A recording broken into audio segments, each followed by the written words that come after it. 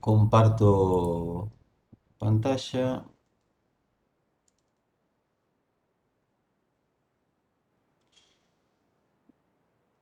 Profe, ahí por las dudas muchos están diciendo que el teórico 7 se traba el video y que no se entiende. ¿El 7 cuál es? Bueno, después me fijo. Ahí, el 7. Yo debo tener grabado uno de acá. En todo caso subo el de acá. Pero no me acuerdo cuál es el 7. Ah, creo que es uno que hubo problemas porque esos eran en... ¿Están viendo la pantalla compartida? Perdón, porque estoy confundido. ¿Se ve? Sí, se ve. Ese era por YouTube, me parece uno que es medio en vivo fue, entonces se trabó. Yo también quise, el primer teórico que quise dar era medio en vivo por YouTube el año pasado. Y finalmente no lo pude dar, no se me escuchaba. Digo, al principio tuvimos algunos problemas, creo que ese fue uno de esa naturaleza. Fue bastante accidentado el comienzo de nuestra vida televisiva virtual. Así que después me fijo entonces, en todo caso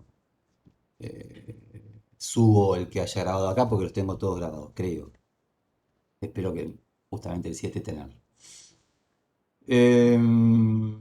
Bien. Bueno, a ver. Hoy nos vamos a meter con la cuestión esta de la Revolución Rusa. Vamos a tomarnos 2 semanas para esto. Hay muchas cosas en juego en este tema. Es un tema, me parece que es un tema importante también porque es un tema ideológicamente importante, en el sentido que es una cuestión bastante disputada, está llena de versiones míticas. Entonces, la idea es avanzar en dos niveles, que es el nivel de los hechos, los acontecimientos, que ustedes entiendan un poco cómo es el proceso y obviamente la cuestión de las interpretaciones de estos acontecimientos, ¿no? Eh, Todo lo que hace al escenario, como diría Fitzpatrick, no sé si ya leyeron ese texto en los prácticos o no, se lo vamos a dejar a los prácticos, es decir, cosa de poder avanzar ya sobre la revolución en sí misma de 1917. Y no vamos a retrotraernos demasiado en explicaciones históricas del proceso previo, simplemente vamos a mencionar algunas cuestiones que hacen al contexto en el que se da la revolución. Si hay dudas, si hay preguntas o quieren consultar algo, obviamente después cuando eh, terminemos, como siempre, vamos con las preguntas. Pero una cosa, estoy escuchando ruido, voy a tratar de dejar de compartir para... Perdón, pero así lo silencio y después les doy como siempre. ¿Mm? Ahí está, porque me estaba molestando el ruido.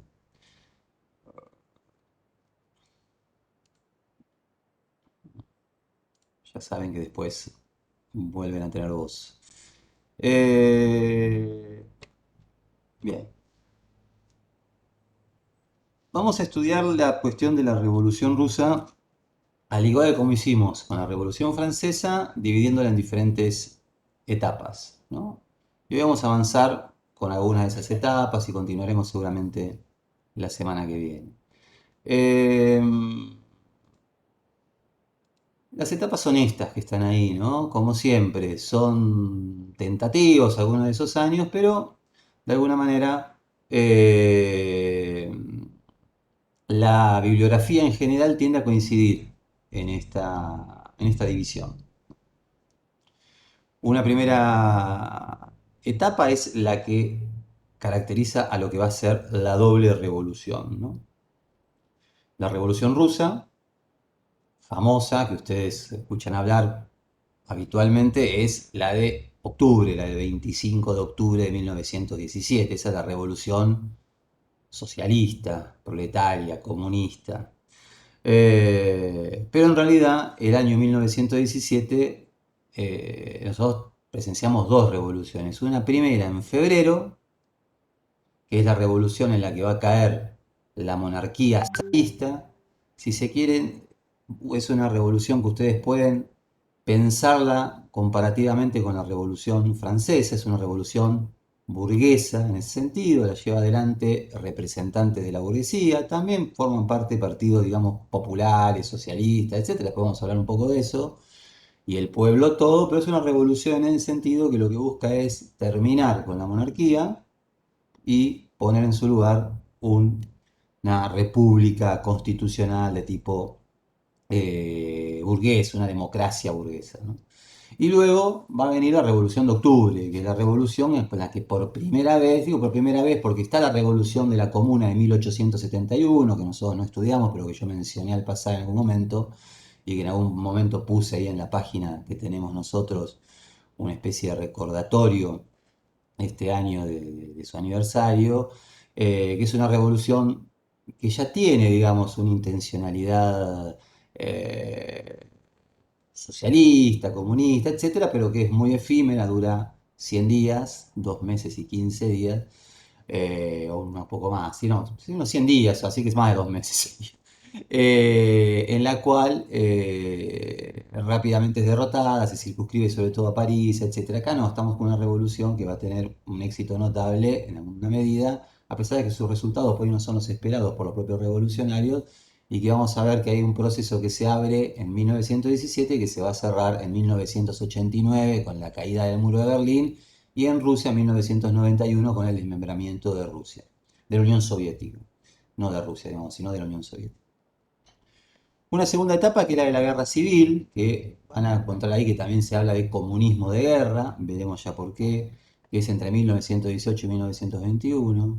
Una tercera etapa que es la de la nueva política económica, que es entre 1922 y 1928 más o menos.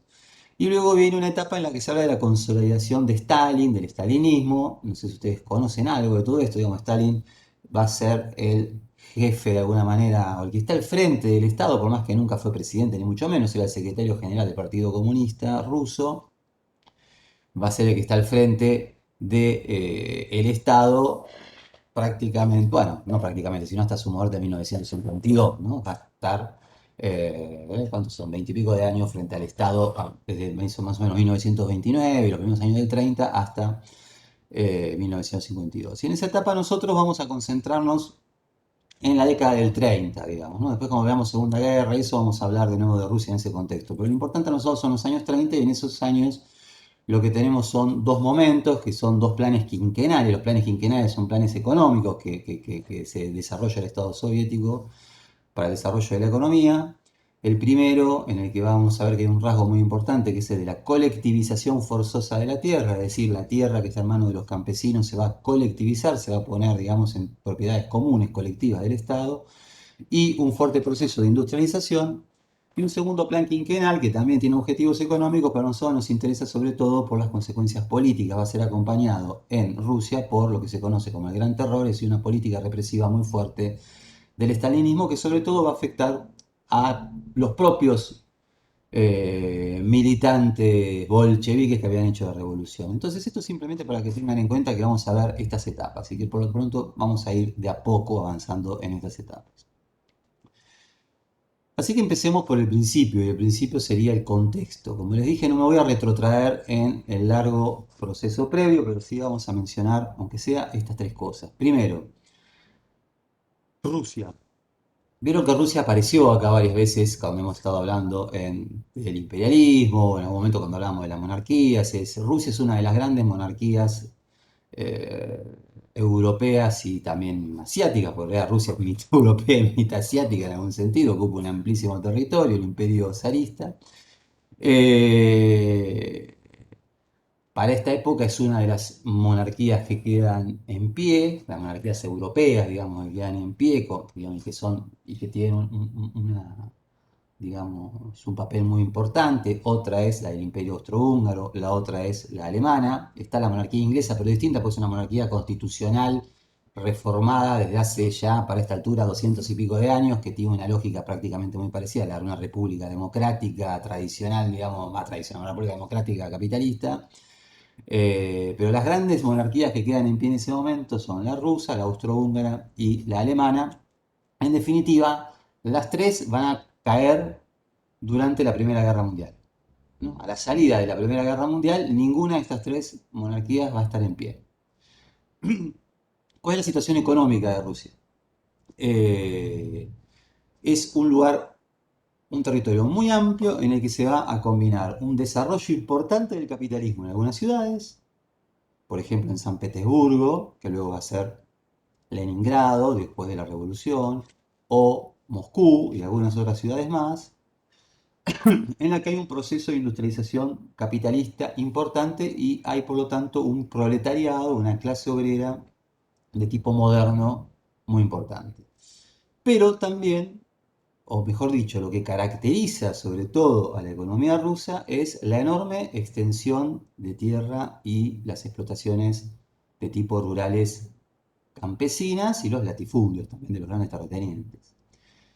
Entonces tenemos una combinación entre un sector moderno, importante, eh, que en algún sentido en alguna de sus fábricas no tiene mucho que envidiarle a los lugares más avanzados, y por otro lado un lugar de un fuerte atraso.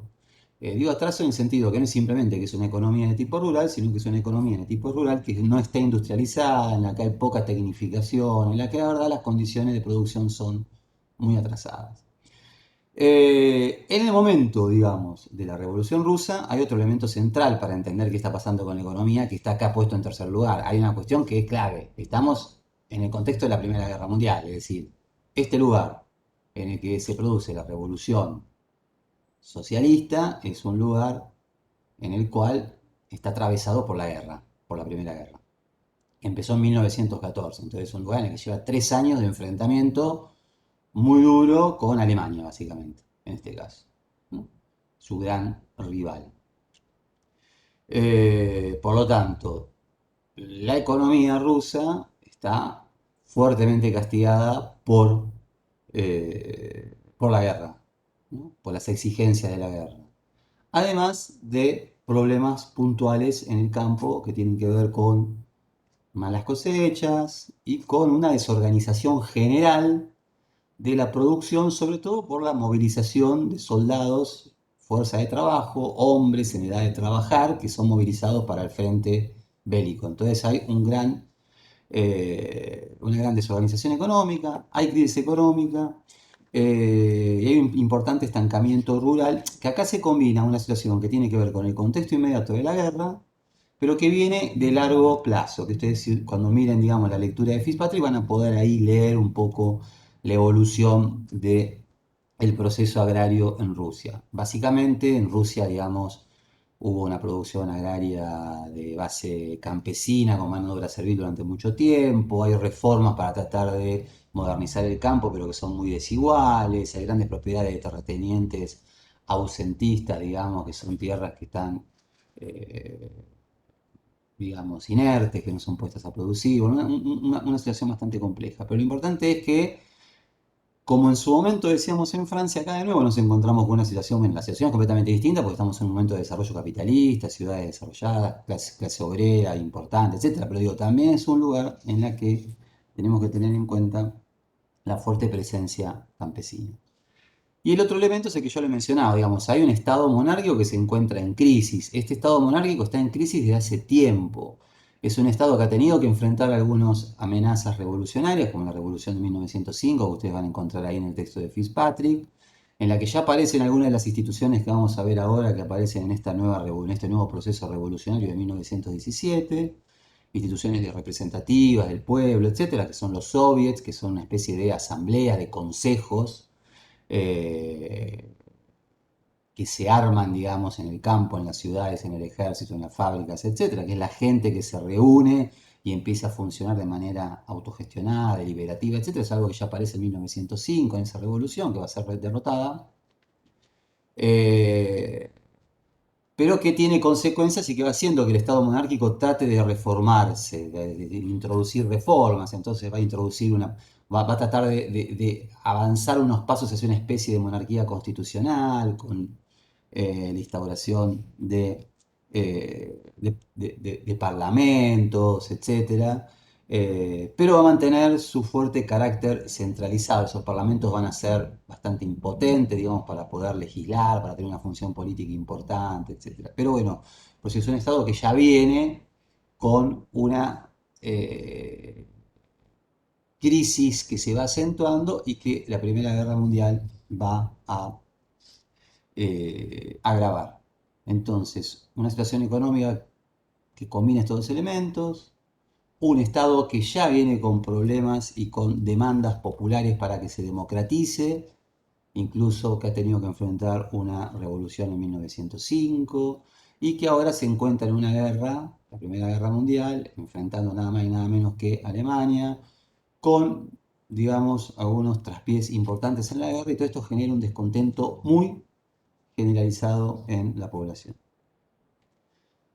Entonces, este es el contexto en que nosotros tenemos que entender este primer momento, ¿no? Que es el momento de la Revolución de Febrero de 1917. ¿Qué sucede en febrero de 1917?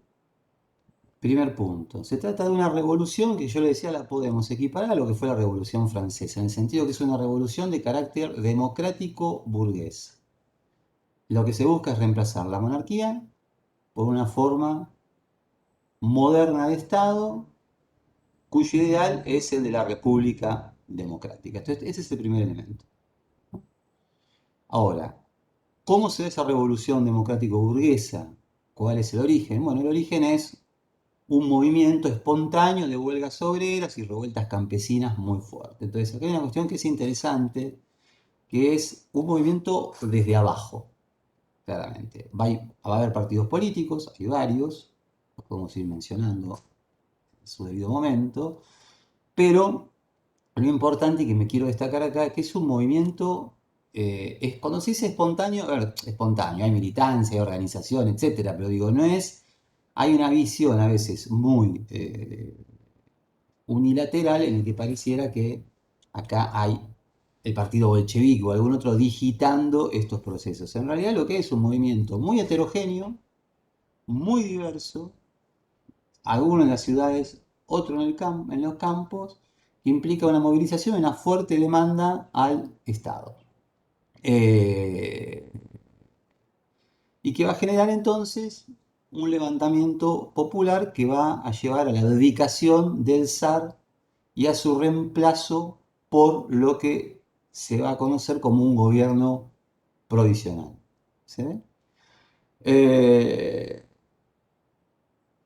ahora, a partir de este levantamiento y de la abdicación del zar, de la caída del zar, lo que vamos a ver es que en Rusia, entre febrero de 1917 y octubre, lo que se va a dar es una situación muy inestable que ya en ese momento los propios protagonistas hablan de esto y los historiadores, las historiadoras toman esta denominación, van a hablar de la existencia de un doble poder en la sociedad rusa. ¿A qué se refiere esto?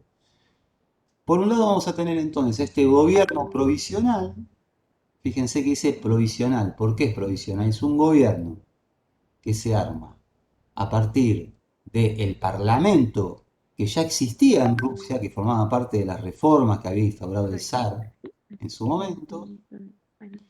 Este gobierno es provisional, ¿por qué? Porque es provisional hasta que se arme una asamblea constituyente. Recuerden cuando estudiábamos la Revolución Francesa, de que todos los momentos de la revolución estaban marcados por la convocatoria a asambleas, es decir, por representantes del pueblo que tenían que discutir en conjunto una constitución a partir de la cual poder elegir nuevas autoridades y fundar la República Democrática sobre nuevas bases, ¿no? Entonces el gobierno provisional tiene esta tarea, de alguna medida, convocar a una asamblea constituyente y esa asamblea constituyente sería la encargada de redactar una nueva constitución y a partir de la redacción de esa nueva constitución llamar a elecciones para que se reúnan las autoridades.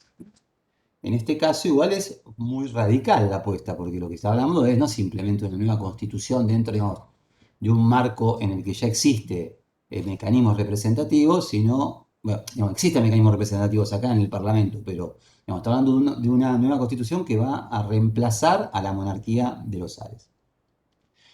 Y por el otro lado, lo que va a haber es un conjunto de organizaciones populares, son los soviets, ustedes van a ver que se menciona permanentemente con esta palabra. Soviet significa consejo, consejo en el sentido, como acá dicen, consejo deliberante, ¿se entiende en ese sentido?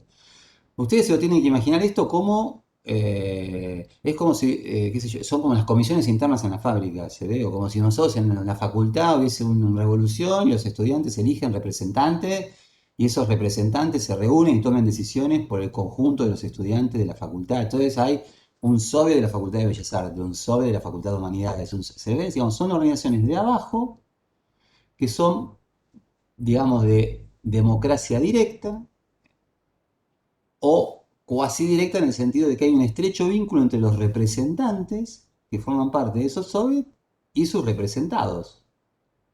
Y estos soviets, o consejos, como dice acá, se van a extender por toda Rusia y fíjense, dice consejos de obreros, de campesinos y soldados. Significa que va a haber soviets y consejos en las fábricas, en el campo, en el ejército, una cosa, imagínense, absolutamente contraria a las lógicas de la disciplina militar, que los propios soldados se organizan y eligen a sus representantes y le presentan, demandan a los oficiales, a las autoridades, etc. Es una situación de fuerte democratización que va de abajo hacia arriba.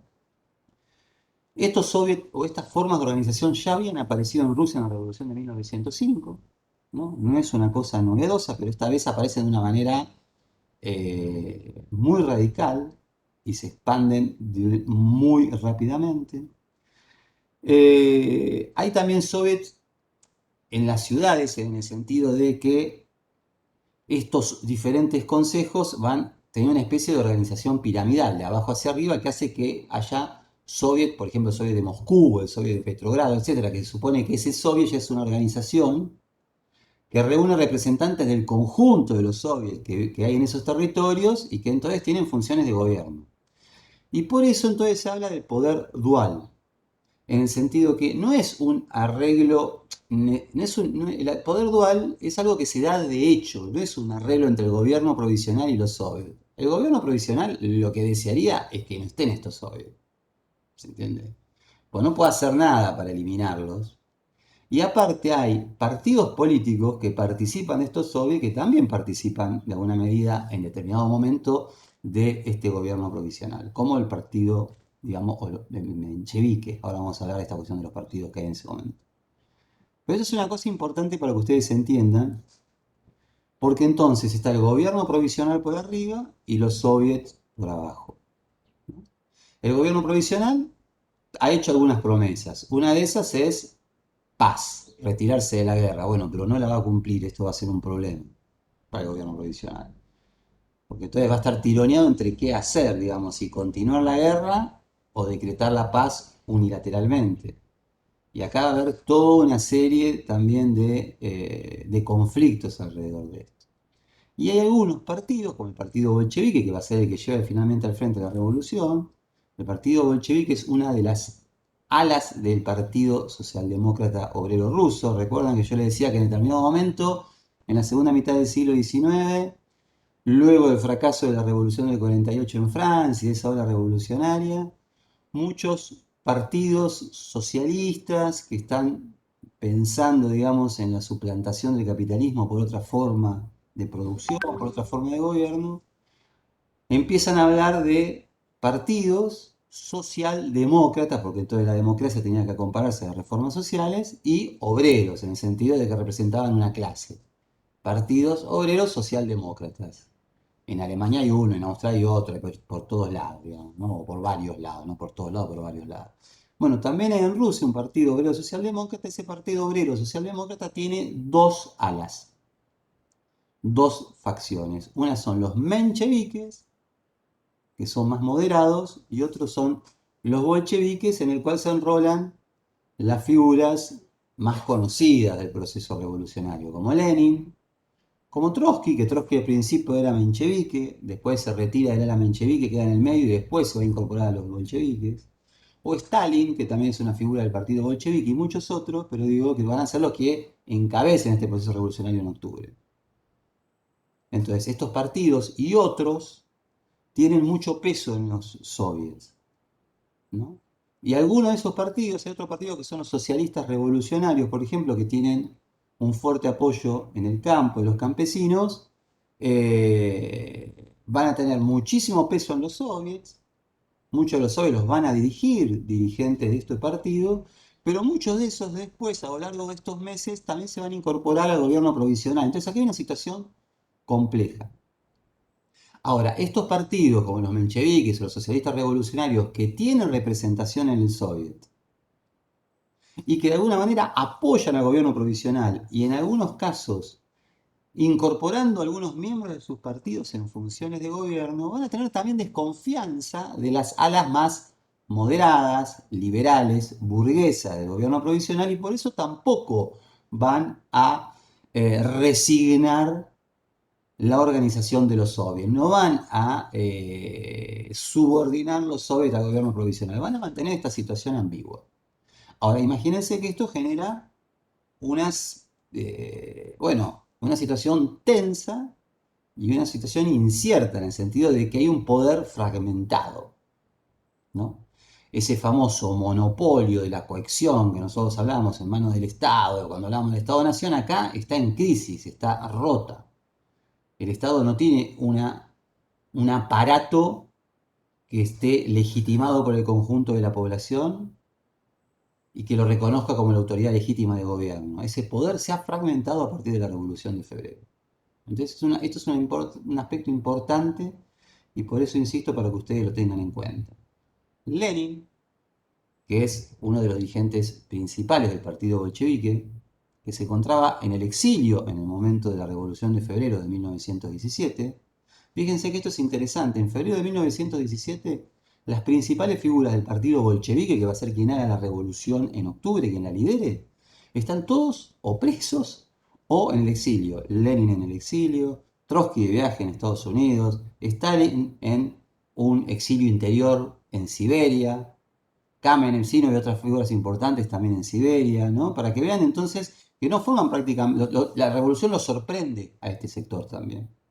No está liderada por este partido, no está liderada por nadie en particular, sino por un levantamiento popular muy grande en la cual obviamente los partidos políticos participan. Bien,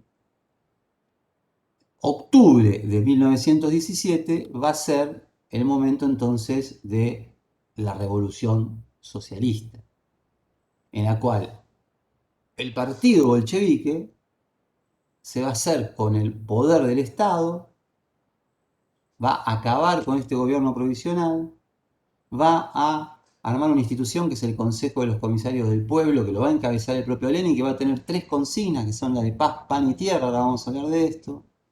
Va a decretar el fin de la guerra de manera unilateral, pero esto es fácil decirlo, es mucho más difícil hacerlo, porque cuando uno se encuentra en guerra, no puede decir, bueno, la guerra terminó y simplemente, porque retirarse de la guerra implica la posibilidad del avance del ejército enemigo, en este caso de Alemania. Entonces vamos a ver que hay un serio problema para los bolcheviques.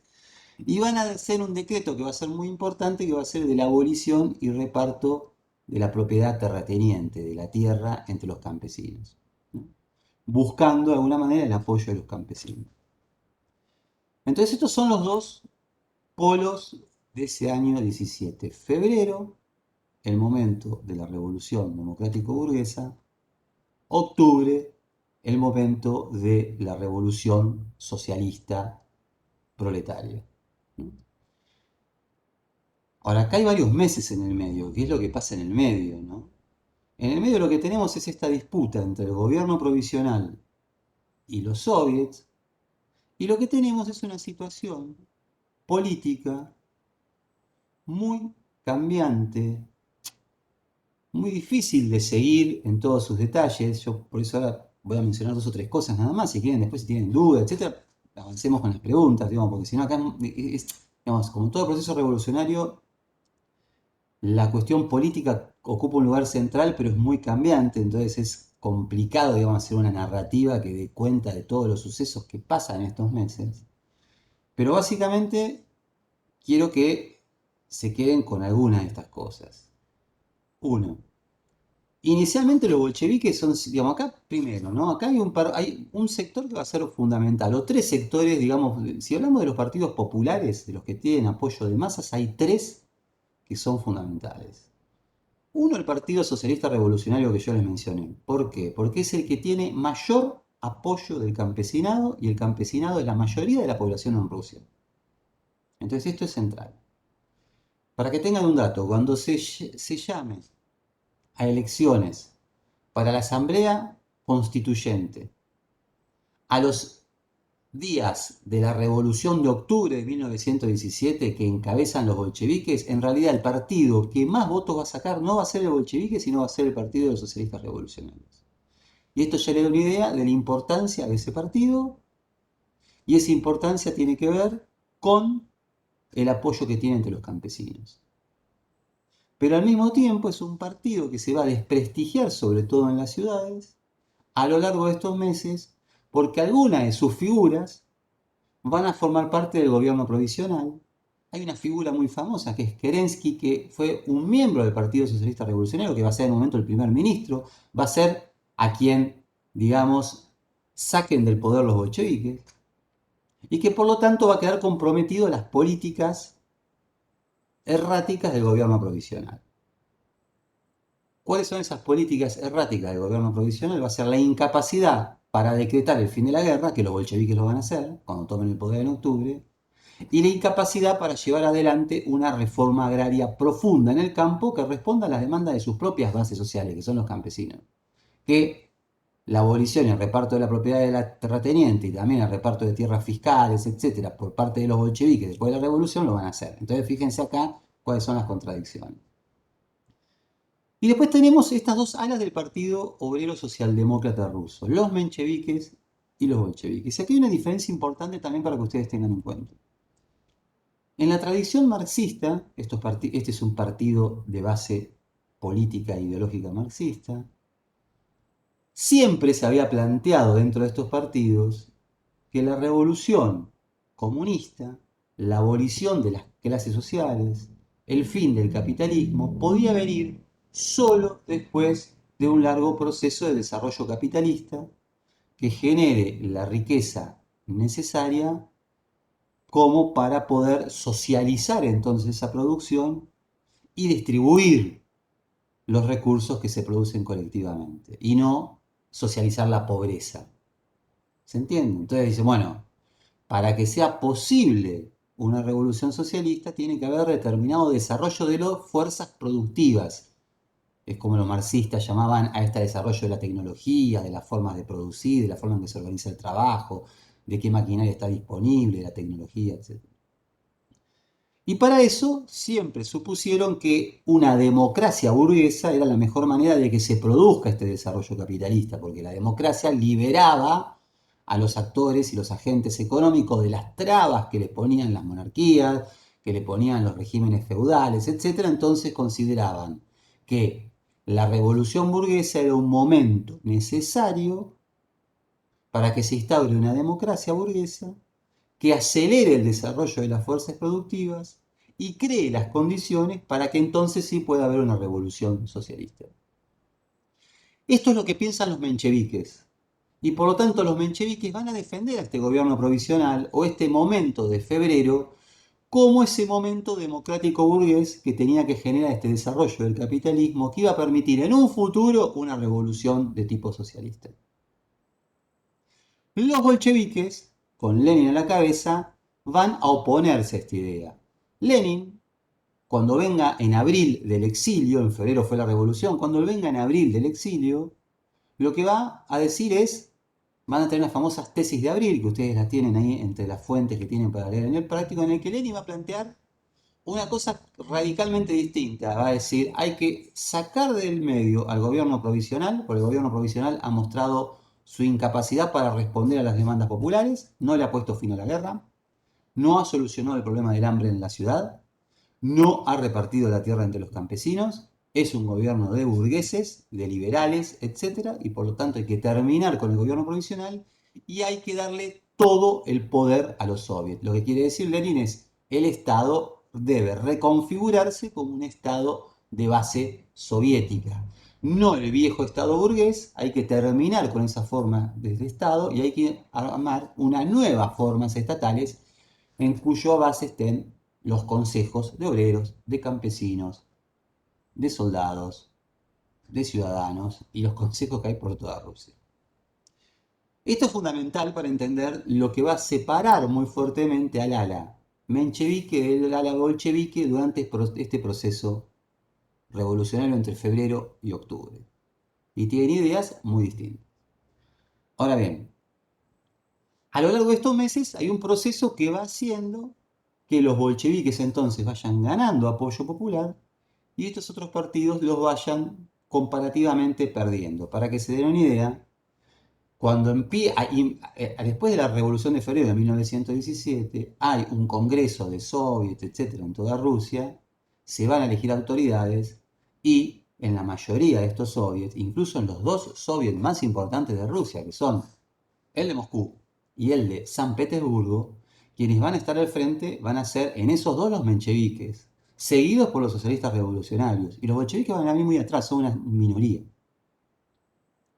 Pero acontecimientos que se van a ir dando a lo largo de estos meses van a hacer que los bolcheviques vayan ganando paulatinamente peso. Van a ser muy, muy importantes en un intento, porque este gobierno provisional tiene un problema. Tiene este problema a la izquierda, que es el poder de los soviets, pero tiene un problema a la derecha, que es los intentos de antiguos miembros de la monarquía y de antiguos miembros o miembros actuales en ejercicio del poder del ejército y que son generales que vienen del viejo ejército zarista y que están en guerra, porque me dice, imagínense que todo este quilombo del que estoy hablando, ellos siguen en guerra con Alemania, por el cual van a intentar, digamos, una contrarrevolución, tratar de que vuelva a ponerse en pie la monarquía o por lo menos dar un golpe de tipo nacionalista y que el poder ejecutivo quede en manos del ejército. En agosto va a haber un intento de este tipo por un general que se llamaba Kornilov y quienes van a ser centrales en la derrota de este intento contrarrevolucionario por derecha va a ser los bolcheviques, que no van a apoyar al gobierno provisional, pero sí se van a oponer a que ese gobierno provisional sea barrido por una contrarrevolución a la derecha de ese gobierno provisional. ¿Se entiende? Entonces, los bolcheviques, que habían sido acusados de levantamientos en julio, de los cuales ellos no estaban, digamos, de acuerdo con esos levantamientos, pero son huelgas que se dan espontáneas, de obreros, de campesinos, disconformes con la situación que yo estoy mencionando. Son acusados de esas revueltas, son perseguidos por el gobierno. Lenin nuevamente se tiene que ir al exilio, se tiene que esconder, se va a Finlandia otra vez. Eh, bueno, a Finlandia otra vez no, se va a Finlandia en ese momento, antes estaba en Suiza exiliado. Eh, Sin embargo, ese partido que tiene sus cuadros perseguidos, etcétera, es el que va a ser fundamental en la defensa del gobierno provisional frente a la contrarrevolución. Esto se da en el mes de agosto y esto va a ser un golpe, un impacto muy fuerte en la población. Le va a dar muchísimo, muchísimo apoyo al partido bolchevique y va a crecer muchísimo, sobre todo en la ciudad. En el campo siempre esto le va a costar más y esta política de reparto de la tierra tiene que ver con ese intento, una vez que toman el poder del Estado, por conseguir el apoyo campesino. Bien. Eh, una vez que se produce esta toma del poder y el proceso revolucionario, digamos, empieza a tomar los rumbos de una revolución socialista, lo que nos encontramos es con una guerra civil en Rusia, porque va a haber una reacción justamente de los que internamente están en contra de la dirección que está tomando el proceso en Rusia, el proceso revolucionario, pero también de las potencias extranjeras que finalizada la guerra en 1918, lo que buscan es derrotar a la revolución rusa que está poniendo en la agenda del día el fin del capitalismo.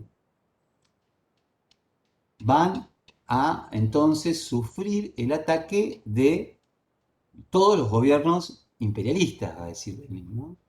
Va a haber tropas de Estados Unidos, de Japón, de Inglaterra, de Italia, de Francia, de Alemania, de Polonia y varias más peleando en territorio de lo que era la antigua Rusia zarista, buscando derrotar a la revolución bolchevique. Y entonces esto va a dar lugar a un momento muy, muy, muy complicado y que es central entenderlo para poder de alguna manera calibrar las dificultades que tuvo el proyecto bolchevique de iniciar un proceso de transición hacia formas de propiedad colectiva, socializadas, igualitarias, etcétera, que es la guerra civil y que algunos autores van a hablar de comunismo de guerra. Y que va a durar 3 años recién, para marzo de 1921, los bolcheviques van a lograr derrotar definitivamente a la contrarrevolución. Van a ver que a veces en los textos aparecen como los ejércitos blancos, etcétera, por contraposición al ejército rojo, el ejército que organiza el partido bolchevique una vez que toma las riendas del Estado. Acá hay algunos elementos que van a caracterizar esta etapa y son estos que están de alguna manera metidos acá. Los leo rápidamente. Las políticas guiadas por el pragmatismo y la ideología en un contexto de guerra civil, ¿qué significa? Que estas políticas en este contexto van a ser pragmáticas, van a tratar de resolver problemas urgentes de una sociedad y de un Estado que sigue en guerra. Mientras la Primera Guerra Mundial terminó para prácticamente el conjunto del mundo, no para Rusia, se va a extender hasta 1921. Rusia y territorios que van a verse involucrados en esto, que son los que la rodean. Ucrania, alguna zona de Polonia, etc. ¿no? Entonces esto es muy importante tenerlo en cuenta. ¿Y la ideología en qué sentido? De que va a haber claramente un intento bolchevique de aferrarse a los principios ideológicos en este contexto de guerra civil para resistirse en el poder. Si hay algo que los bolcheviques van a hacer entre 1918 y 21, tratar de subsistir, de ganar tiempo, de mantenerse en el poder. No van a estar pensando en grandes cosas, lo que van a estar pensando es cómo resolver de alguna manera el día a día de la revolución en un contexto muy adverso que en algunos momentos, al principio, como sufren una serie de derrotas, va a significar un fuerte retroceso. Los bolcheviques van a estar, digamos, en un territorio muy reducido en un momento defendiendo el destino de la revolución. Por otro lado, como en cualquier contexto de guerra, y sobre todo, acuérdense que eso tiene cierta resemblanza con lo que pasó en Francia, ¿se acuerdan? Hasta el momento de la revolución, del periodo jacobino incluso. ¿no? Es el de la militarización de la vida social, porque evidentemente la sociedad en su conjunto debe disponer los recursos de la producción y los recursos humanos al servicio de la guerra, de la defensa del territorio y de la defensa del Estado bolchevique, del Estado soviético. Y por otro lado, entonces, en este contexto, una radicalización del programa de reformas. Y cuando Lenin asume, y cuando, digamos, en realidad Lenin no asume, asume un comité político, porque digo, Lenin asume en el sentido que es una de las figuras más emblemáticas de este proceso, eh, va a haber medidas radicales como la reforma agraria, va a haber medidas radicales como la centralización del sistema bancario, etcétera. Va a haber medidas radicales como la nacionalización, pero la verdad que el programa de reforma se radicaliza sobre todo a partir de este contexto. En un principio, la vanguardia bolchevique, que se hace con las riendas del poder, digamos, del Estado, lo que está pensando es en darle cabida a lo que de hecho está pasando en la sociedad rusa, es que los campesinos toman tierra, que los obreros toman fábricas, que las empiezan a producir colectivamente, bajo el mando de los soviets que arman para reemplazar a sus antiguos dueños, etc. Da un empuje a eso, acepta ese proceso de socialización, les pide que por favor produzcan, porque si no se produce es imposible mantener a la sociedad en movimiento. Entonces, una preocupación muy grande es decir, bueno, ¿cómo mantener la producción en un contexto de movilización de esa naturaleza, en la que muchos de los resortes adicionales del mercado capitalista se ven trastocados, etcétera? Entonces, es difícil pensar, bueno, de qué manera sostener con vida y en funcionamiento la vida económica en un contexto de tal desorden social. Pero la radicalización del programa de reformas va a ser un producto sobre todo de lo que le impone a los bolcheviques la guerra. Y esto entonces es muy importante tenerlo en cuenta. Y hay un elemento más que ustedes tienen que incorporar y que me quiero detener ahora a estas cuestiones más de tipo ideológico, de qué pensaban cuando toman el poder del Estado. En ningún momento, ninguno de los bolcheviques originarios, digamos, del partido bolchevique, el partido bolchevique no es un partidito, ¿no? Estamos hablando de un partido que tiene entre 80.000 y 100.000 miembros, ¿no? Estamos hablando de un partido enorme. Y sobre todo es muy importante tener en cuenta que esos 80.000, 100.000 miembros no significa cualquier cosa cuando hablamos del partido bolchevique, porque el partido bolchevique, a diferencia de los mencheviques y otros, no aceptaban la simple afiliación. Uno hoy acá, uno puede ser afiliado al Partido Justicialista, afiliado a la Unión Cívica Radical, pero no tiene ninguna relación con esos partidos. Tiene un carnet nada más y aporta una cuota cada tanto, etc.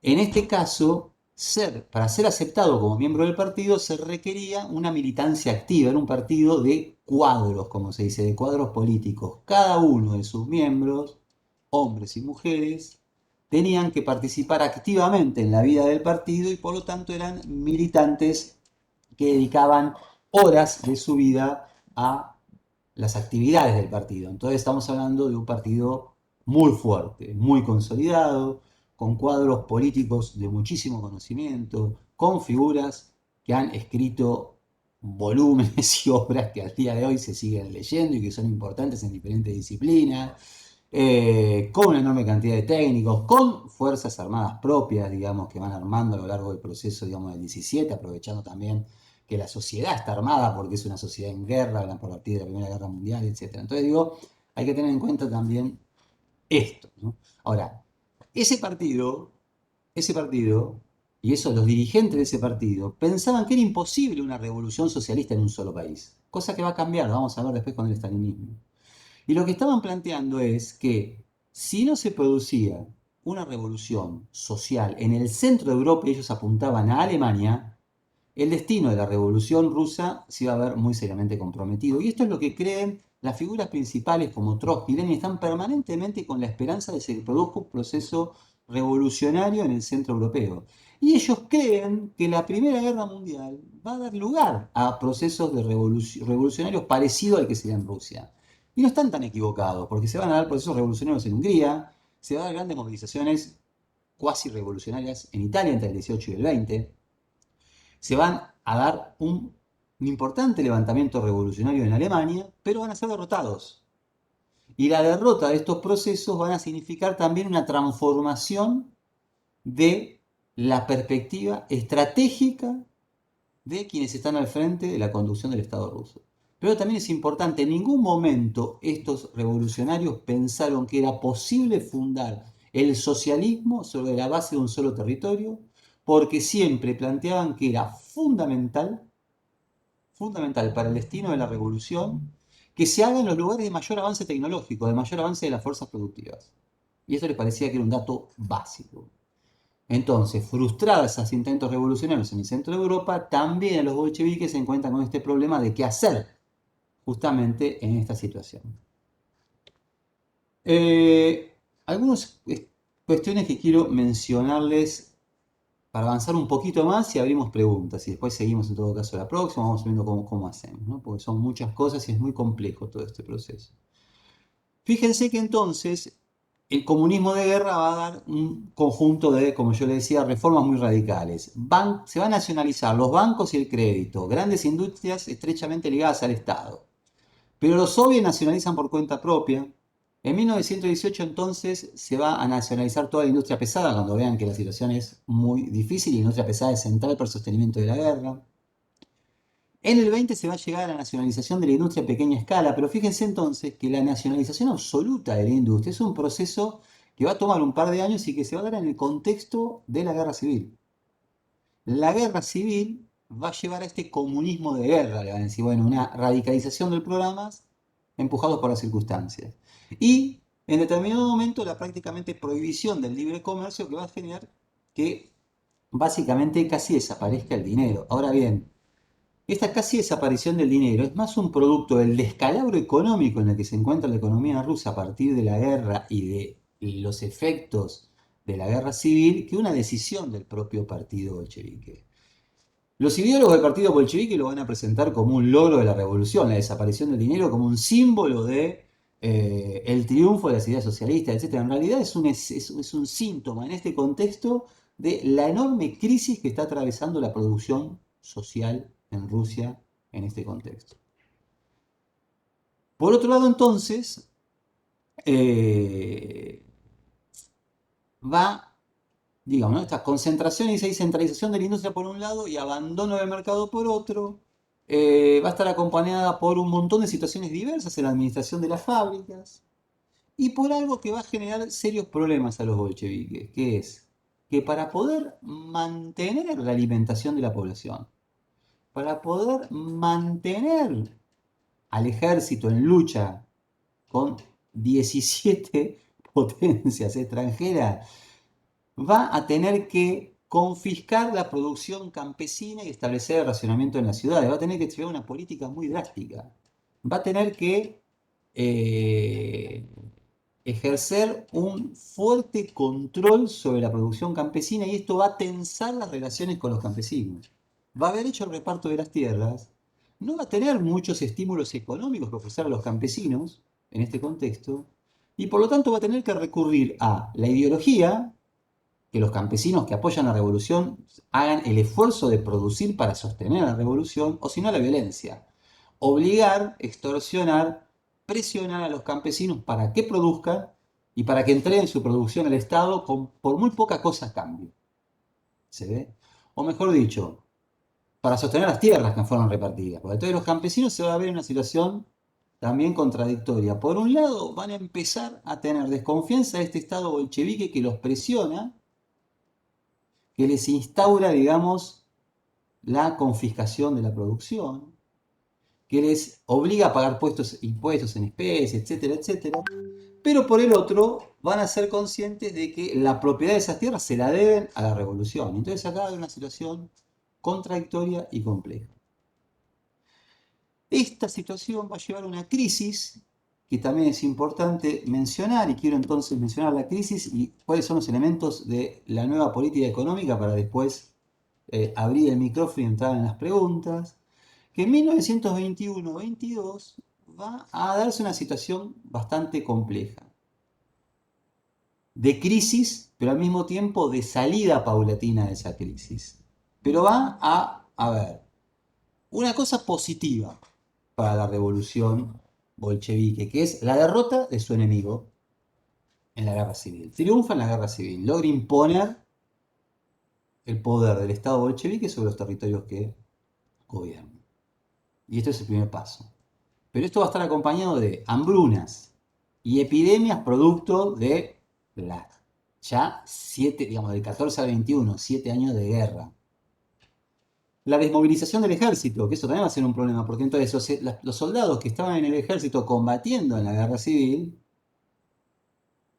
van a empezar a volver a sus lugares de origen y no van a tener empleo. La situación va a ser caótica, van a pasar hambre, etcétera. Entonces es una situación compleja desde el punto de vista social. Fíjense este número, hay un montón de números que son impresionantes, pero que los pueden encontrar en la lectura de Procacci, que tienen para, como una de las lecturas para estudiar este tema. Fíjense que en 1917 había 3,6 millones de obreros y en 1920 hay menos de la mitad, lo que significa el enorme retroceso de la industria y de la producción. Va a tardar años, hasta 1927 la producción no va a alcanzar los niveles que tenía antes de inicio de la Primera Guerra Mundial. Entonces, todos estos elementos hay que entenderlos para entender las dificultades y las lógicas que van a atravesar este proceso. Por otro lado, está claro con la derrota del último intento revolucionario en Alemania, ya hubo uno en el 19, en la que es asesinada la famosa revolucionaria de origen polaco, pero que hacía su actividad en Alemania, Rosa Luxemburgo. En 1921 hay un nuevo levantamiento en Berlín que va a ser también derrotado y está claro que no hay visos de que se pueda haber una revolución social en Europa. Y eso entonces también modifica la situación de los bolcheviques, que están ganando tiempo, están esperando, digamos, que esto sea la chispa que encienda la revolución mundial, y esto no sucede, son conscientes ya de esto en este momento. Y aparte de 1921, peor aún, van a tener que enfrentar levantamientos populares. Es decir, es una revolución hecha en nombre del pueblo y por el pueblo, pero que va a empezar a tener un proceso de decisión en el cual en 1921 hay dos o tres acontecimientos graves desde el punto de vista político y desde el punto de vista del apoyo social al proceso revolucionario. Hay manifestaciones y huelgas nada más y nada menos que en Petrogrado, uno de los lugares más industrializados y uno de los lugares más fuertes de Petrogrado, es donde Trotsky va a ser líder del Soviet de Petrogrado en su momento. Y ahí es donde hay levantamientos obreros. ¿Por qué hay levantamientos obreros? Porque el Estado bolchevique en 1921, hacia el final de la guerra civil, a raíz de la caída de la producción, debe racionalizar aún más la comida y la entrega de alimentos a la población. Entonces los obreros estallan y dicen, no, más no podemos entregar. Va a haber levantamientos campesinos en Ucrania, dirigidos por líderes con ideas ligeramente anarquistas, con programas difusos, pero que están, digamos, levantándose frente a las confiscaciones de alimentos que lleva adelante el gobierno para sostener la guerra y alimentar las ciudades. Y va a haber un levantamiento, el levantamiento de Kronstadt, ahí en cursiva, que va a ser emblemático y que va a ser un gran problema para los bolcheviques, porque ¿qué es Kronstadt? Kronstadt era una fortaleza de marineros que habían sido los héroes en agosto de 1917, cuando los bolcheviques logran detener el levantamiento de la contrarrevolución contra el gobierno provisional, eso que empecé a hablar hoy y que ahora parece tan lejos. Estos tipos habían sido las figuras, los héroes míticos de ese levantamiento, y van a ser figuras que van a ser ensalzadas, digamos, por los bolcheviques, ¿no? En sus héroes revolucionarios. Habían sido los marineros de Kronstadt, miembros del partido bolchevique o en apoyo al partido bolchevique, que se habían levantado contra la contrarrevolución del general Kornilov, etc. Y esos mismos son los que se levantan en 1921 contra el gobierno pidiendo que haya elecciones de nuevo en los soviets, que haya libertad de prensa, que haya liberalización de la vida política, etc. Demandas aparte que tenían mucho que ver con los ideales originales por los cuales había sido llevada adelante la revolución y que por lo tanto no eran demandas que podían ser leídas como demandas que venían por la derecha, eran demandas que venían por la izquierda. Y sin embargo, en ese contexto de desorden social, los bolcheviques van a decidir sofocar este levantamiento con la fuerza de las armas. Van a aparecerle a la dirección del Estado bolchevique que dar lugar a estas demandas en un contexto en el cual todavía, digamos, la situación es incierta, es mostrar debilidad frente a las fuerzas contrarrevolucionarias. Y entonces van a decidir, digamos, aplastar este levantamiento por la fuerza de las armas con un saldo, aparte de muertos y un conflicto importante.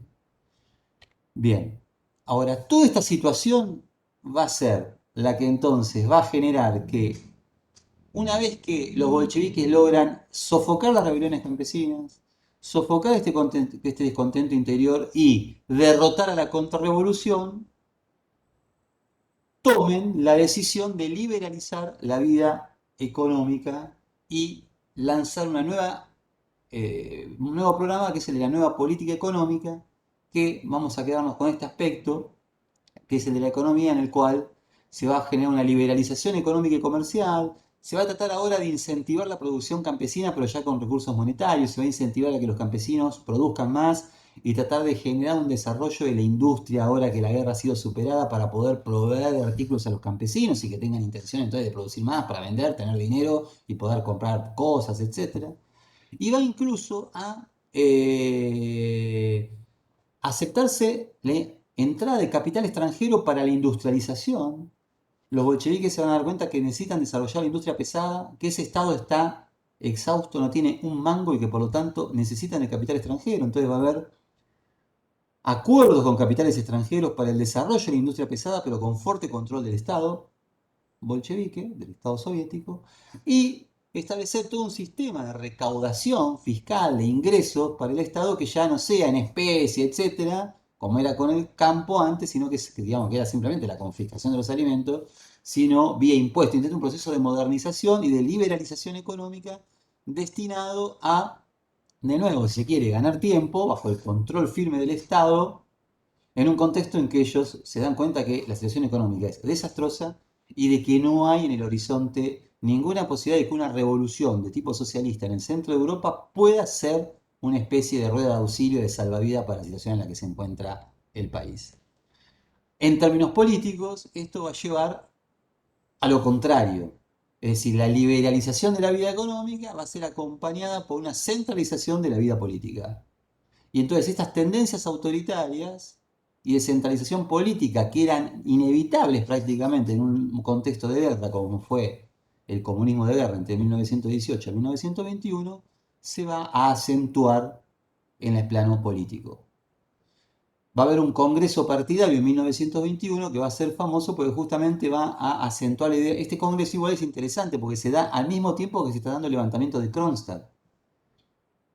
Es un congreso de 300, de mil y pico de 1200 más o menos congresales del conjunto de la Unión Soviética. 300 de esos congresales se van a enrolar para ir a sofocar el levantamiento de Kronstadt. Están discutiendo, digamos, qué hacer al mismo tiempo que están enfrentando este levantamiento. Y es un levantamiento que genera preocupación por lo que yo les decía, es un levantamiento con consignas que son consignas que ellos mismos han defendido y que defienden en algún sentido, pero que les parece que en este contexto es abrirle el juego a la contrarrevolución, ¿no? Este tipo de situaciones complejas que se dan en estos procesos. Entonces va a haber una acentuación de la unidad partidaria, la prohibición de que haya facciones, de que haya divisiones adentro del partido. Va a haber una purga de opositores políticos dentro del partido, ¿no? De la oposición en los sindicatos, y va a haber una centralización de la vida política y un endurecimiento de la represión, y que va a llevar incluso a restricciones a otros partidos políticos como los socialistas revolucionarios y los mencheviques. Ahora bien, también hay que entender que estos partidos muchas veces habían llevado adelante acciones violentas. Los socialistas revolucionarios que habían atentado contra el embajador alemán, por ejemplo, lo habían matado para tratar de embarrar las negociaciones que los bolcheviques llevaban con Alemania para conseguir la paz. Hay un atentado contra Lenin que lo deja bastante maltrecho y en silla de ruedas unos cuantos meses. Hay asesinato de líderes bolcheviques. Entonces, digo, no es una situación en la cual entonces estas restricciones sean absolutamente una decisión, ¿cómo se puede decir? Que se toma en un contexto pacífico. No, no, hay una disputa violenta también al interior de Rusia, pero que va a llevar entonces y va a generar un aumento de la autoridad del partido. Bien, voy a detener el compartimiento. Compartimiento, sí, ¿no? Si son compartir. Eh, a ver, me parece importante entonces que se entienda cuál es el contexto de esta situación y antes de entonces que ustedes puedan empezar con sus preguntas, con sus ideas, yo no sé qué sabían ustedes de este proceso, etcétera. Eh,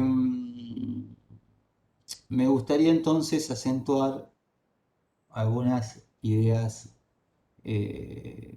elementales que son, uno, la importancia de esta revolución de todas maneras es enorme y en ese sentido es comparable a la de la Revolución Francesa porque de algún modo instauró más allá, digamos, porque acá hay dos cosas en las que hay que evaluar. Una cosa son los hechos que se producen y el destino de este proceso y otra cosa es lo que inspira a nivel mundial. A partir de la Revolución Rusa se fortalece el espíritu y la voluntad de millones de personas en todo el mundo para reemplazar el capitalismo por un sistema más humano, de tipo socialista, comunista, etcétera, etcétera, etcétera, más allá de que no necesariamente eso sea lo que se esté efectivamente logrando en la Unión Soviética. No sé si se entiende esto. Entonces, es una cosa es lo que inspira a miles, millones, no miles de militantes en el mundo que es independiente de lo que efectivamente está sucediendo en territorio ruso en el medio de todas estas dificultades que nosotros vemos. Al mismo tiempo hay que entender que todas estas dificultades que enfrenta la revolución bolchevique, más allá de que a la distancia algunas de sus resoluciones puedan ser cuestionables, también genera la admiración de una enorme cantidad de personas en todo el mundo que ven admiradas y admirados de qué manera la revolución hace frente a una situación tan adversa. Por otro lado, una de sus consecuencias va a terminar siendo que los propios gobiernos capitalistas empiecen a ver, esto ya en los años 30, en algunas de las políticas de la Unión Soviética, algunos modelos a seguir en sus propios lugares. Todo lo que va a ser los estados de bienestar, la redistribución de la riqueza, etcétera, va a tener cierto, en algún sentido, va a estar imitando en algún contexto algunas de estas medidas de planificación que va a imponer paulatinamente el Estado soviético y que van en contra del liberalismo económico. Digamos, quienes conozcan algo del peronismo, cuando vieron lo del plan quinquenal, les habrá sonado esto, ¿no? Parte fundamental del programa económico de Perón en 1946, cuando asume, es el plan quinquenal, ¿no? El mismo nombre tiene prácticamente. Esta idea de los planes quinquenales del Estado programando, planificando el desarrollo económico es una cosa muy fuerte y que va a también ser un legado importante de este proceso, aunque eso lo vamos a ver un poco después porque tiene que ver ya con los años 30. Eh, También, digamos, vamos a ver, después ya lo que veremos después de la Segunda Guerra Mundial, que el miedo a la revolución también va a ser un elemento que va a generar reformas y concesiones de los estados capitalistas en el centro de Europa y en otros lugares. Porque cada levantamiento obrero a partir de ahora va a ser leído en esa clave. Quienes conozcan de historia argentina o quienes sean lectores de diarios, cada tanto habrán visto que se habla de la Semana Trágica, ese levantamiento en Buenos Aires en 1919. En 1919, cuando los obreros de los talleres metalúrgicos Bacena van a la huelga y empiezan a marchar por las ciudades de Buenos Aires, van a ser reprimidos fuertemente, van a sufrir muchísimas bajas, va a haber centenares de muertos en la represión, en esa semana de enfrentamiento social en Buenos Aires, y las autoridades del gobierno nacional encabezado por Irigoyen y las autoridades policiales y del ejército están convencidas que están enfrentando el inicio de un proceso revolucionario del estilo bolchevique, y se va a ver acusaciones de que allá hay un soviet, van a apresar gente que supone que son los inspiradores del soviet de Buenos Aires, va a ser casualmente un judío, va a haber programas de judíos, va a haber fuerte antisemitismo, digamos, en esa represión, porque muchos van a decir que la revolución bolchevique era liderada por judíos. Digo, acá hay un montón de cuestiones que la revolución, que son imposibles de entender en el mundo, que suceden sin estudiar la revolución rusa y su impacto a nivel internacional.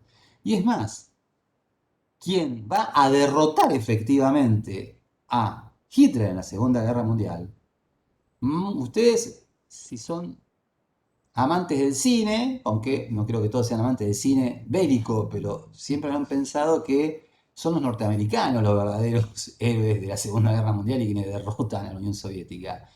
Y la verdad que no, la verdad que el ejército y digamos, que puso los recursos y la sociedad que hizo el esfuerzo más grande y que efectivamente le pone un freno a Hitler en Europa, va a ser la Unión Soviética también. Entonces, aquí hay muchísimas cosas que hay que empezar, digamos, que vamos a tener que hablar y que ir ligando y que ir conversando en los meses venideros y que tienen relación con este momento fundante de la revolución. Cuando hablamos de imperialismo el otro día, yo hablaba, bueno, de ese doble imperialismo bipolar después de la Segunda Guerra. Y decíamos, de un lado Estados Unidos, del otro lado Unión Soviética. Bueno, la Unión Soviética va a ser el Estado que surja de este proceso revolucionario en el mediano plazo, ¿no? Tenemos que pasar por los años 30, por el estalinismo, no es esto exactamente, pero viene de acá. Entonces fíjense que estos son acontecimientos centrales para entender la historia del siglo XX. Queremos entender la expansión global del neoliberalismo en los años 90, de fines del siglo XX, de 1990 en adelante. Es imposible entender ese éxito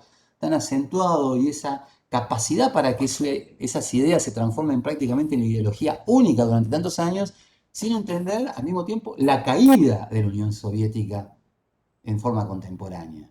Entonces dio a la humanidad la idea de que no había otra alternativa, porque la que se había erigido como una alternativa finalmente caía y se volcaba a gobiernos de tipo capitalistas, etcétera, se desmembraba, entraba acentuadamente en las lógicas de competencia capitalista en la década de 1990 en adelante. Entonces digo, estamos hablando de acontecimientos centrales para la historia del siglo XX, no solamente en la Unión Soviética, sino a nivel mundial. Y fíjense que esto, digamos, también es y que es un acontecimiento que no se da en el centro de Europa, ¿no? Que nosotros siempre muchas veces estamos muy teniendo que pensar en el centro de Europa, esta vez nos tuvimos que ir y bien lejos, por más de que Rusia forme parte de la cultura europea, pero esta cosa entre cultura europea y asiática que caracteriza al imperio zarista y que va a ser, no se produzca esta revolución que va a tener este impacto tan grande.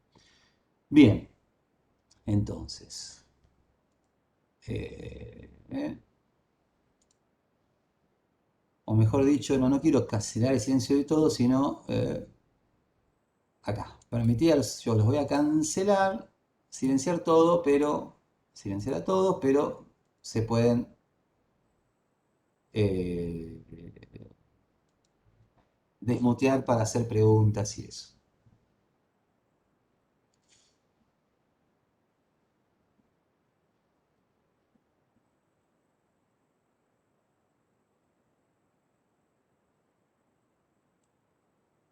Evaristo,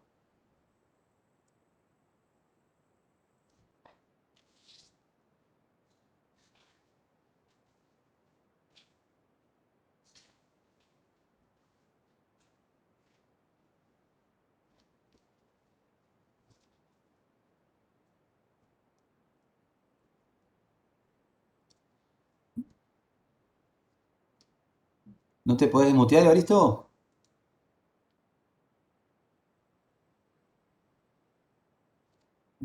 A ver. ¿Ahora?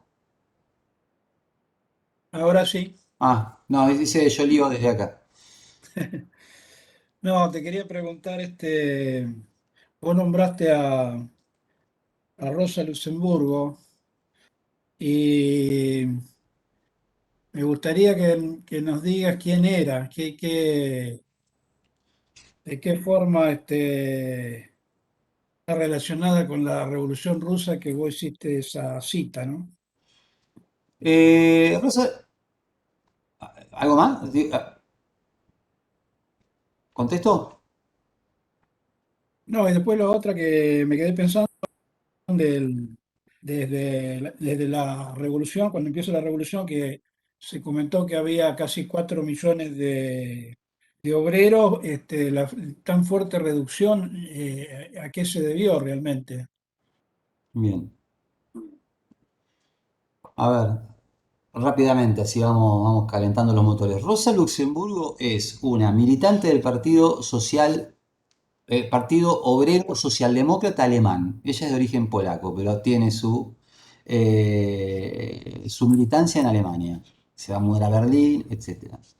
Y lo importante es una figura, ustedes recuerden, o bueno, no sé si lo vieron en los prácticos, ahora yo estoy un poco perdido, pero los partidos socialistas y los partidos socialdemócratas, digamos, de todo el mundo, se habían reunido en 1912 en Basilea y habían firmado una declaración de que no iban a aceptar una guerra imperialista, ¿no? Bajo las lógicas de que yo le decía que hablaba Lenin del imperialismo, y que por lo tanto, si se desataba una guerra a nivel europeo, que ellos veían como posible, la respuesta tenía que ser el levantamiento de los proletarios en una guerra de clase, unificando, digamos, las luchas de los pueblos contra sus propios estados.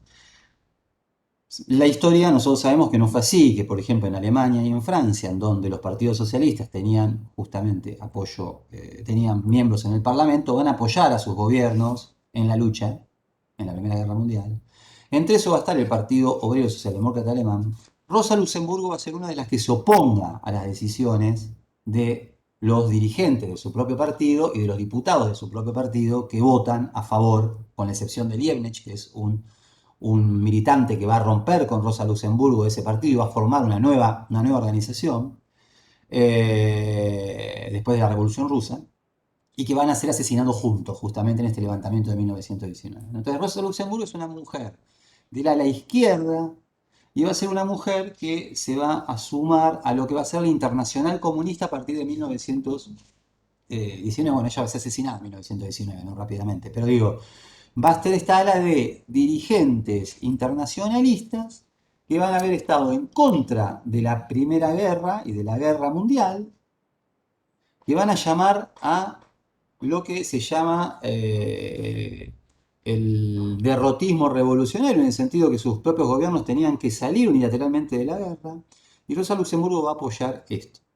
Ahora, es interesante que Rosa Luxemburgo, entre los últimos escritos antes de morir, tiene una crítica muy fuerte a algunas de las decisiones que toma el partido bolchevique en 1918.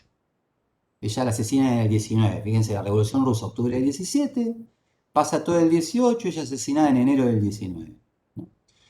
En un levantamiento revolucionario. Ella va a formar con Liebknecht lo que se va a conocer como la Liga Espartaco, los espartaquistas. Espartaco es esta figura emblemática, o este esclavo que lidera una rebelión de esclavos en Roma. Cuando ella rompa con el Partido Obrero Socialdemócrata Alemán, va a fundar lo que se va a llamar la Liga Espartaco y se lo va a conocer como los espartaquistas, ¿no?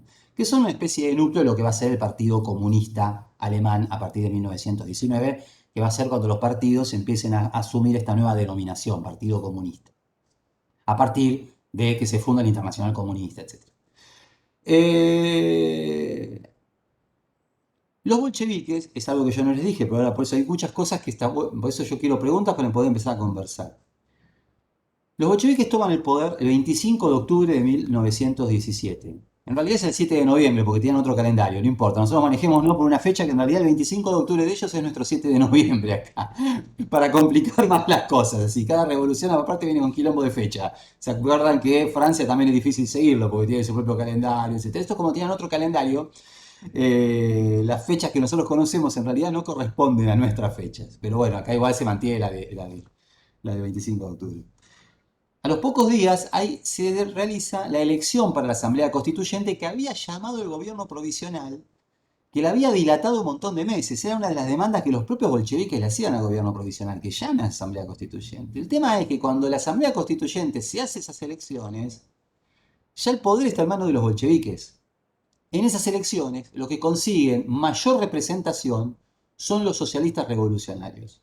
Los bolcheviques están en segundo lugar, pero con el 25% de los votos. Ahora fíjense que los mencheviques, que antes eran mayoritarios, ahora tienen únicamente el 4%. Se nota que ha habido un cambio muy fuerte en los apoyos de la población. Pero todavía los bolcheviques no tienen la mayoría absoluta en esa asamblea constituyente. En esa asamblea constituyente, por ejemplo, hay un 15-16% de los votos que son de un partido liberal, el partido cadete, que es como que votaran acá, no sé, a la Unión Cívica Radical, o al PRO, no sé, al que quieran ustedes ponerle, ¿no? Un partido burgués. Entonces, los bolcheviques, en alguna medida, lo que van a terminar haciendo es cuando se inaugura el segundo congreso, segunda reunión de los congresos de los soviets, ahora no me acuerdo si era tercera o ya no me acuerdo qué número del Congreso de los Soviets, van a anular la Asamblea Constituyente, no la van a dejar reunirse. Se va a reunir, no, digamos esto, no la segunda, el segundo día. La primera reunión se reúne esa Asamblea Constituyente, cuando se vuelve a reunir la van a cancelar por la fuerza, los bolcheviques, con la fuerza del Estado. Rosa Luxemburgo va a hacer una crítica muy fuerte de esta decisión y va a decir que es una decisión equivocada, que no es un buen camino anular una asamblea constituyente y que tiene que bancársela, digamos, las deliberaciones que se hagan en ese ámbito. Entonces es una tipa que apoyaba a los bolcheviques, pero que también formulaba críticas de manera independiente.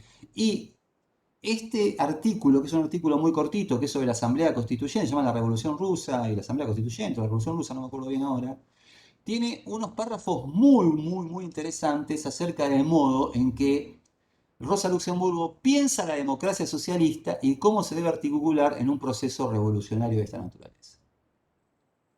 Lenin, de toda manera, permanentemente la va a mantener en alta estima a Rosa Luxemburgo. Son críticas, hay diferencias, digamos, y Rosa Luxemburgo es una mujer que su vida política transcurre en Alemania. Pero la menciono porque es una figura política destacada de ese momento, es asesinada por el gobierno alemán, un gobierno alemán con figuras socialdemócratas que asesinan su policía a quien había sido un antiguo miembro de ese partido por ese intento revolucionario en 1919 y porque es una persona que apoyó críticamente la revolución bolchevique, pero tuvo críticas que eran muy interesantes para él. Vos preguntabas por qué había tantos obreros menos, básicamente porque hay un retroceso enorme de la producción industrial. Cae a niveles, qué sé yo, que es el 20% de lo que se producía prácticamente antes de la guerra, por la destrucción que hay. Son 7 años de guerra, movilización de obreros a la guerra, ¿no? Destrucción de maquinaria, etcétera. Hay una verdadera catástrofe económica. Es imposible entender los destinos de la revolución sin entender la catástrofe económica a la que se enfrenta el partido bolchevique. Y entonces es esa la situación. Al mismo tiempo, muchos de estos obreros tienen familias, orígenes campesinos también. Muchos son de llegada reciente a las ciudades.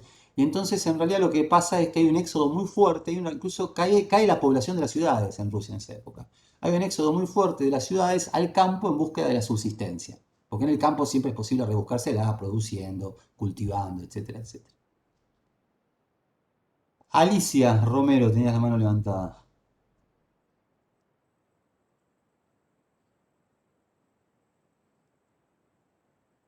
Hola, ¿ahí se escucha? Se escucha perfectamente. Bueno, porque estoy con el celular y la computadora, porque no tengo ni imagen ni voz, así que bueno.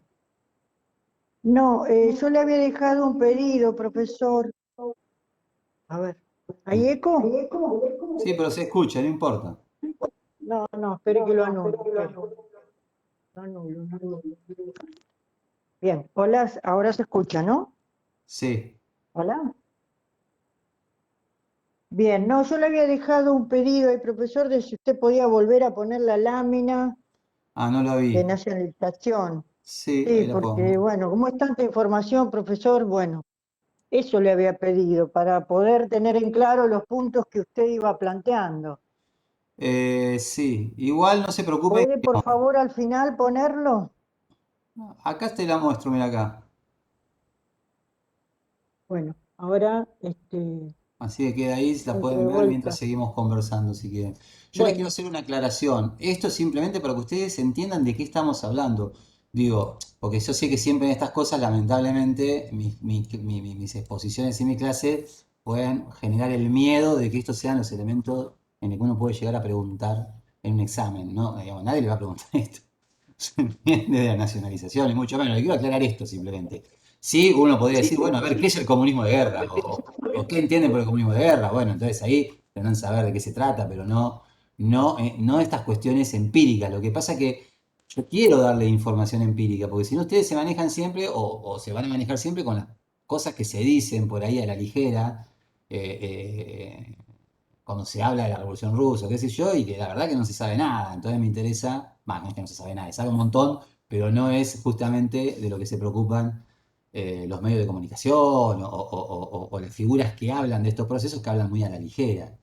Y como es una situación tan importante para la lucha ideológica aún hoy, entre quienes tienen modelos alternativos de pensar la sociedad, etcétera, a mí me interesa que ustedes también se lleven algunos detalles, que vean la complejidad del proceso, que vean las dificultades que se enfrentan. Pero digo, quiero aclararles de que no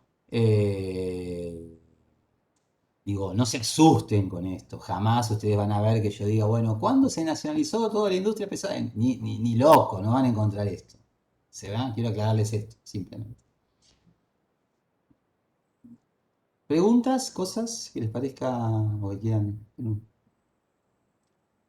O ideas que tenían ustedes acerca de la Revolución Rusa y que ahora puedan verse cuestionadas o modificadas o confirmadas, no sé. profesor, yo quería hacer una pregunta, ¿puedo? Dale, por supuesto.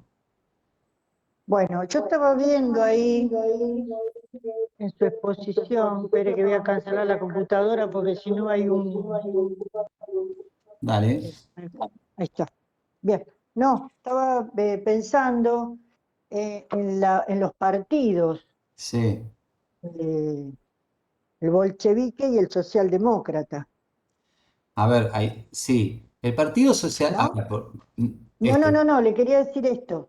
No, pero digo, el Con bolchevique es parte respecto del Partido a Socialdemócrata, ¿eh? Esto quiero decir simplemente, es un detalle, pero. perdón, no, el Partido Comunista Revolucionario y el Partido Socialdemócrata, ¿está bien? A ver, el Partido El Socialista, de los partido, socialistas revolucionarios y el Partido Socialdemócrata.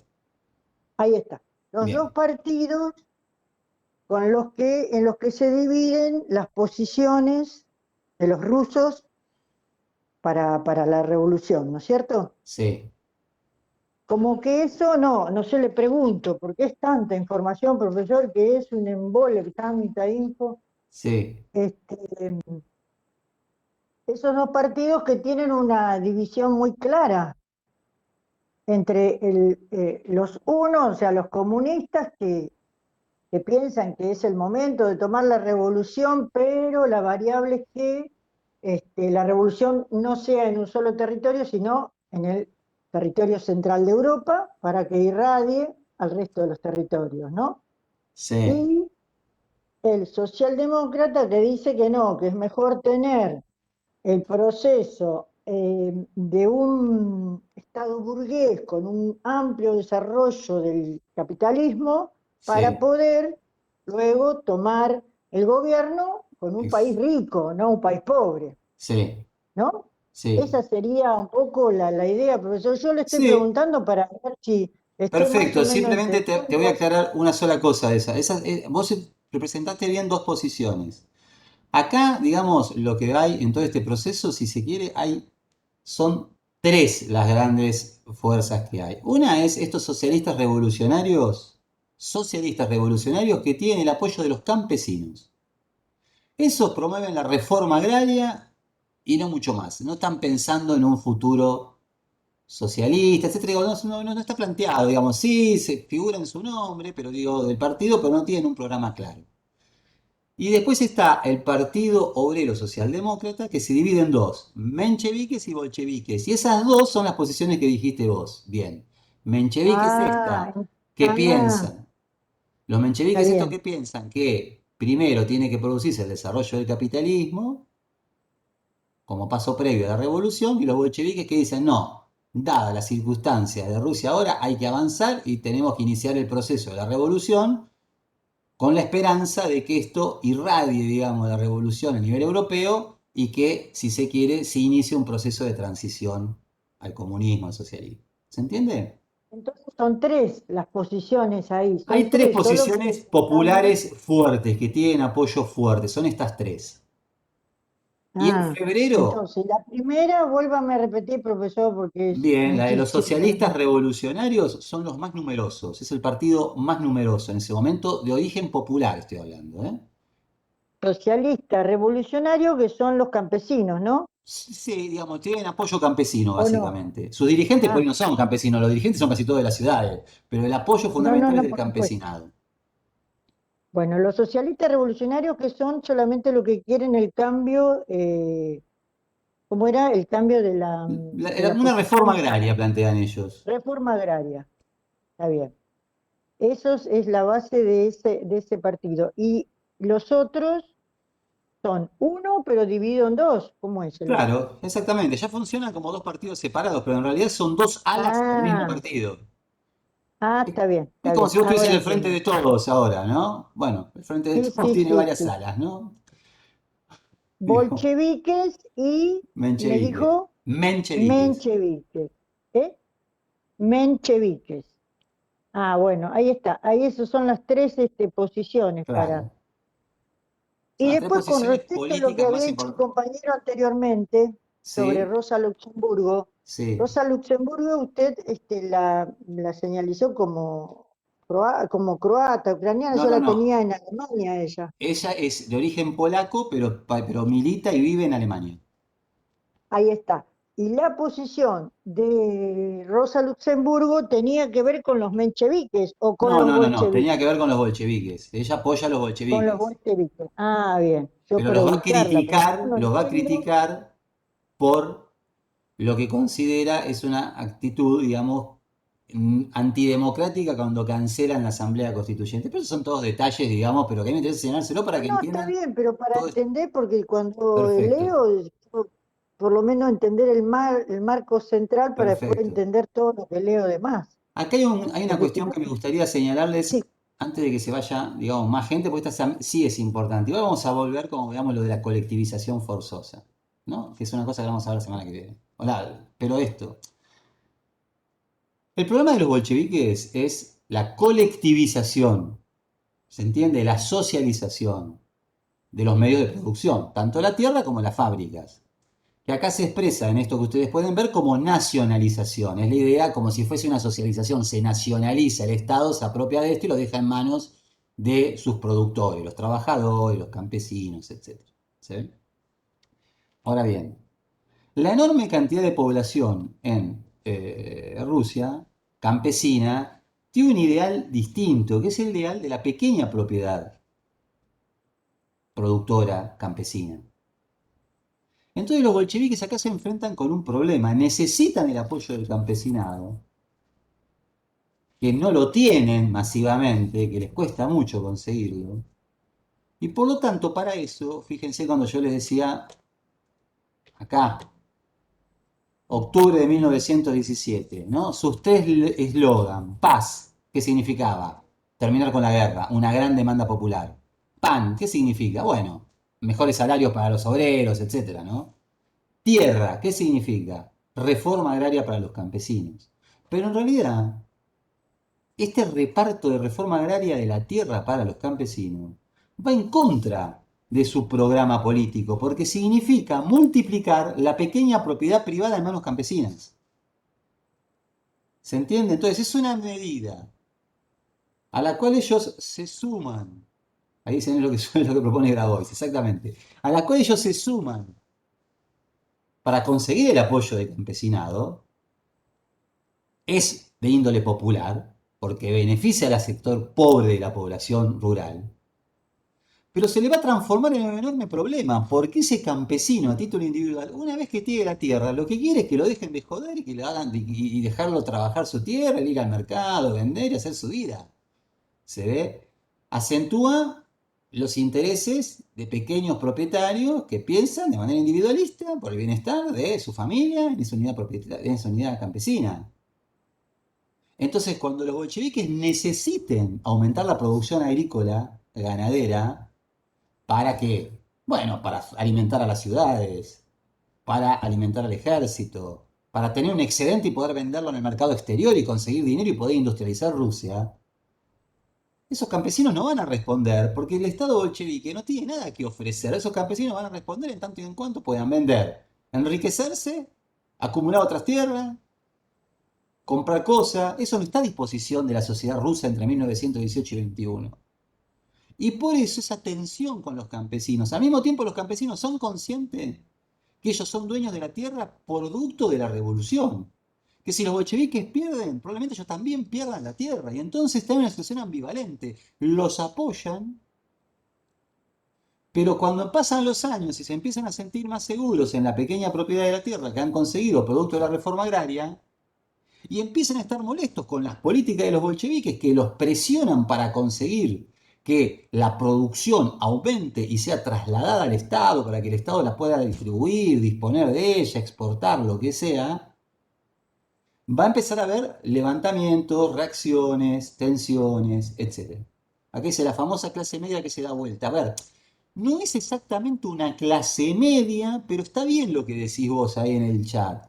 En el sentido de que sí aparece un interés de clase de pequeño propietario, en ese sentido es asimilable muchas veces a la clase de pequeños propietarios como los comerciantes, todo, que en situaciones de crisis suelen apoyar las demandas populares.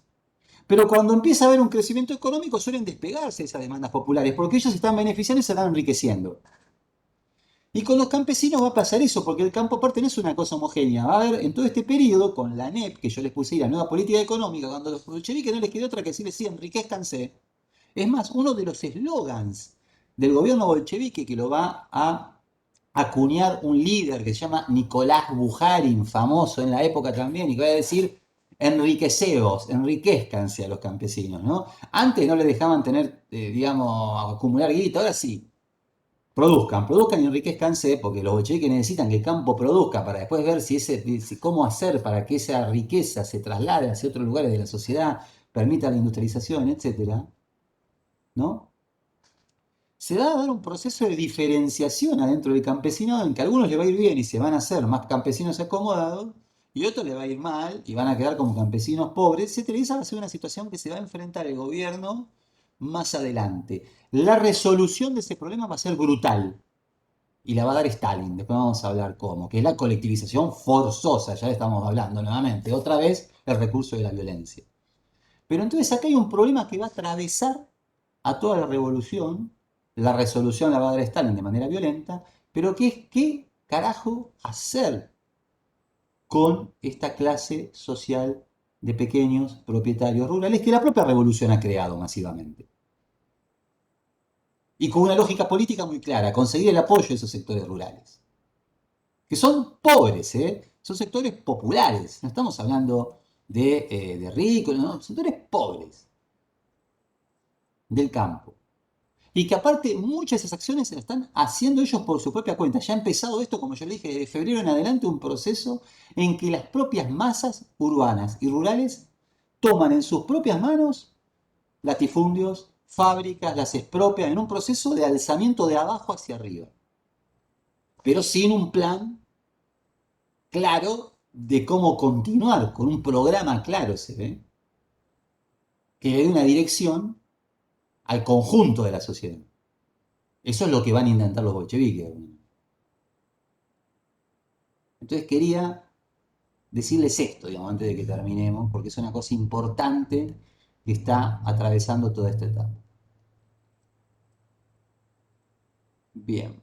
Profe, ¿Sí? ¿Preguntas? no, ahora Ah, comprendo un poco el contexto en el que se daba, porque en el 2019 había salido un informe sobre Nikolai Vavilov, que Rusia tiene el almacén más grande de semillas y la importancia de guardar las semillas en tiempos de guerra.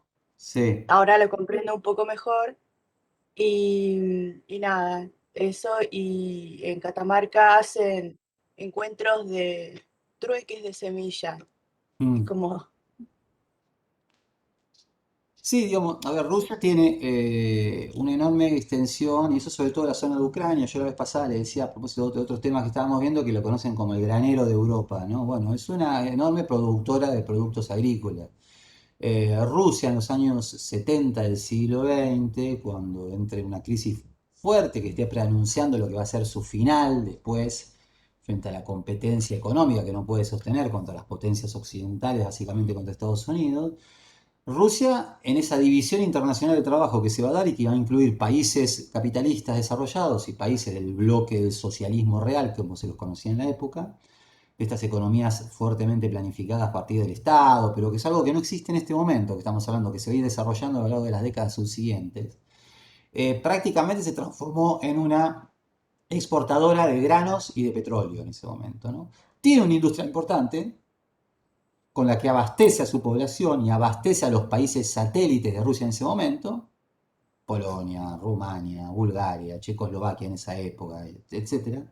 Es decir, no es que no tiene industria, es una potencia fuertemente industrializada, pero una industria que no puede competir con la industria capitalista ya para finales del siglo, digamos, para cuando está entrando en la década del 80, que atraviesa una crisis profunda y que tiene que volver a recostarse sobre algunos elementos clásicos que eran sus materias primas, el campo y el petróleo. Y que muestra, bueno, las dificultades justamente para generar un desarrollo económico que tiene que competir con las lógicas de productividad del capitalismo que tienen, bueno, cuando estudiamos capitalismo vieron, digamos, tiene un impulso que es muy difícil de equiparar de otro modo, ¿no? Bueno, consultas, preguntas, dudas, si no... Gracias, profesor. Igual es muy complejo todo, ¿eh? Bueno, sí, sí, todo es muy complejo, pero por eso es más interesante. Si no, sería, digamos, a mí me preocupa justamente que de alguna manera poder, si es posible, transmitir la complejidad de algunos procesos, pero que son importantes también desde el punto de vista político e ideológico, por lo menos para que entonces después, cuando se encuentren con esas explicaciones tan simples acerca de los problemas que nos enfrentamos, nos demos cuenta que probablemente esté faltando alguna variable en ese mapa de cuando están hablando, etcétera, o que esas versiones que nos están entregando no se ajusten efectivamente a la realidad histórica cuando se habla del pasado o a la realidad contemporánea cuando se habla del presente, y que bueno, ¿no? Entender los procesos en su contexto. Pero insisto, digamos, como acá también, esto no es simplemente una charla sobre la Revolución Rusa, sino es una clase que después tiene evaluaciones, eso no piensen que las complejidades de estos procesos son las que se van a volcar en las demandas de un parcial, por ejemplo, ¿no? Eso quiero dejárselos en claro para que no se asusten en ese sentido. Profesor, con respecto a eso que está hablando, ¿para cuándo entonces tenemos previsto el parcial y El hasta 4 de cuándo tenemos agosto clase? El es 4 el de agosto. ¿Y hasta 4. cuándo tenemos clase ahora? Tenemos clase la semana que viene, después una semana, ahí terminamos con la cuestión de Rusia, así que si pueden lean para venirse con preguntas. Una O semana de sea, la semana descanso. 12. A ver, la semana que Se- viene es... hoy- 12. no, 30 de junio. Ah, semana 12 del No, parcial, no, sí, sí. semana 12 de la Sí, cursada. sí. Es la semana ¿Está bien? 30, sí. El 7 Está bien. descansamos y el 14 es una semana de repaso, revisión, hablar del parcial, etcétera, que se va a tomar el 4 de agosto. Ah, está bien. La semana que viene tenemos la semana 12 y Sí. después un Una de repaso. descanso porque están los recuperatorios de los parciales. Ah, cierto. Bien, o sea, 28 nos encontramos para... No, 28. Nos encontramos, perdón, el 14 para repasar cuestiones que me quieran hacer preguntas, lo que sea, y hablar si quieren del parcial del 4. Bueno, el 4 es el parcial y después seguimos. sí, profe. Y entonces quiere decir que vamos a rendir hasta la semana 12, nada En, más. en principio sí. Bueno, listo, gracias, profesor. De nada. Bueno, ¿listo? Si no hay más, nos vemos la semana que viene entonces. Bueno, nos vemos. Hasta luego. Hasta la próxima. Hasta la próxima. Gracias. De nada. Gracias. Chao, hasta luego. Luego.